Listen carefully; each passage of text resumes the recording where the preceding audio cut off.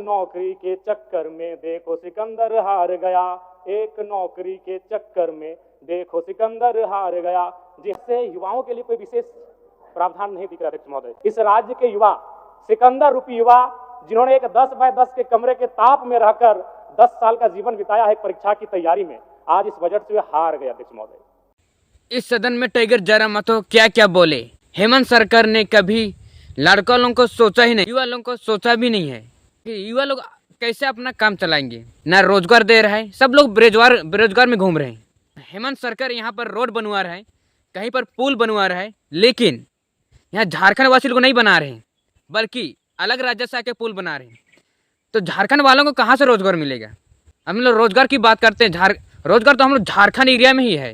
बेरोजगार घूम रहे, कम से कम वो लोग तो ये सड़क रोड पुल जो भी बन रहा है इसमें काम करते, थोड़ा अपना परिवार चलाने के लिए कुछ तो रहता। चलो इस वीडियो को देखते हैं और जानते हैं आखिर टाइगर जयराम महतो क्या क्या मुद्दे में सदन में बात किया है। नई इस बजट में युवाओं के रोजगार संबंधित विशेष कोई प्रावधान नहीं अध्यक्ष महोदय। पहली बार माननीय हेमंत सोरेन जी की सरकार ने 2020-21 में बेरोजगार युवाओं को, स्नातक को 5,000 रुपए प्रति माह और स्नातक उत्तर को 7,000 रुपए प्रति माह देने की बात कही थी। फिर कालांतर में मुख्यमंत्री प्रोत्साहन योजना, मुख्यमंत्री युवा प्रोत्साहन योजना, मुख्यमंत्री प्रतिभा प्रोत्साहन योजना नामक बहुत सारी योजनाएं पुस्तिका में छपी। हम लोगों ने सुना, पढ़ा, लेकिन 1 रुपए खर्च युवाओं पर नहीं किया गया उनके प्रोत्साहन राशि को लेकर अध्यक्ष महोदय। इसलिए इस बजट से निसंदेह माता लोगों की जीत हुई है, मैया सम्मान की जीत हुई है, लेकिन इस बजट से इस राज्य के युवा हार गए अध्यक्ष महोदय। एक सटीक नियोजन नीति नहीं होने के कारण, एक सशक्त नियोजन नीति नहीं होने के कारण कहीं ना कहीं आज इस राज्य के युवा इस बजट से हारा हुआ महसूस कर रहे अध्यक्ष महोदय। तो मैं युवाओं को रोजगार कैसे मिले, जिस राज्य में 40% खनिज संपदा, उस राज्य के युवा अगर हताशा निराशा के दौर से गुजर रहे अध्यक्ष महोदय, तो कहीं ना कहीं इस बजट पर युवाओं के दृष्टिकोण से एक सवाल और प्रश्न चिन्ह खड़ा होता है अध्यक्ष महोदय। अध्यक्ष महोदय, राज्य में अनुसूचित जाति परामर्शदात्री आयोग का गठन सराहनीय है, इसकी मैं सराहना करता हूं और वित्त मंत्री जी को साधुवाद देता हूं। महोदय, अंत में मैं इस सिस्टम पे आता हूं। इस सिस्टम पे आना इसलिए जरूरी अध्यक्ष महोदय, क्योंकि माननीय वित्त मंत्री महोदय ने विधायिका के कर्तव्य का अनुपालन करते हुए बजट को तो प्रस्तुत किया, लेकिन यदि कार्यपालिका का सहयोग नहीं रहेगा अध्यक्ष महोदय, तो ऐसे बजट का कोई उपयोग नहीं रह पाएगा।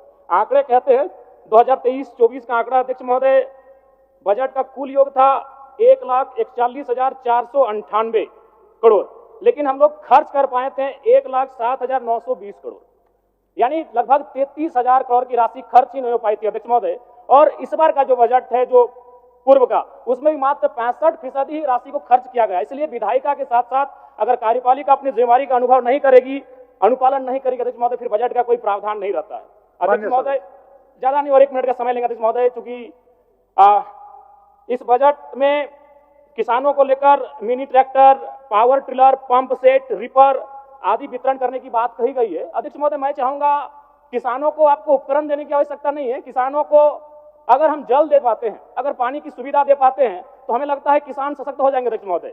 अध्यक्ष महोदय, मैं ये कहना चाहता हूं, जो भी डैम बने हैं, चाहे वो चांडिल का डैम हो, कोणार्क का डैम हो, मैथन डैम हो, पंचेत डैम हो या टेनूघाट का डैम हो, वो पानी केवल उद्योगपति के कारखानों में जाने के लिए नहीं बना अध्यक्ष महोदय। तो क्यों ना सरकार एक प्रयोग करे, जैसे कोणार्क डैम विष्णुगढ़ ब्लॉक आता है, तो विष्णुगढ़ ब्लॉक के 5 गांव का उदाहरण प्रस्तुत कीजिए, वहां सिंचाई की व्यवस्था करिए और कम से कम कृषक को उन्नत बनाने का प्रयास किया जाए अध्यक्ष महोदय। मैं इस बजट में सुझाव का अपील करता हूं अध्यक्ष महोदय।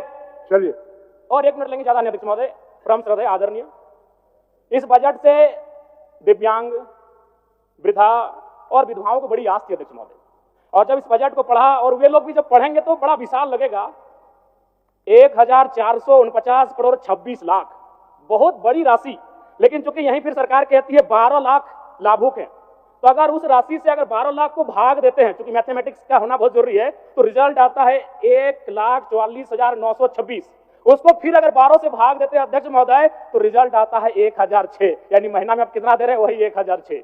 देखने में, सुनने में बजट बड़ा विशाल लग रहा है, 1,449 करोड़, लेकिन अंततः रिजल्ट आता है 1 महीने का वही 1,006 रुपए अध्यक्ष महोदय। अंत में बस प्रवासी मजदूर, क्योंकि जब ये बजट पारित हो रहा था तो हमने और सबने बड़ी करीब से देखा, सत्ता ने खूबियों को देखा, विपक्ष ने खामियों को देखा, लेकिन सऊदी अरब, ट्यूनीशिया, मलेशिया और साउथ अफ्रीका से कोई देख रहे थे तो प्रवासी मजदूर थे अध्यक्ष महोदय। लेकिन क्या कहा, एक वाक्य में बजट समाप्त हो गया अध्यक्ष महोदय। प्रवासी मजदूरों की पीड़ा, मैं बार बार कहता हूं, दो पीड़ा असहनीय है। एक प्रसव की पीड़ा जो मेरी मां ने मुझे जन्म देने के वक्त सहा है, और एक प्रवास की पीड़ा।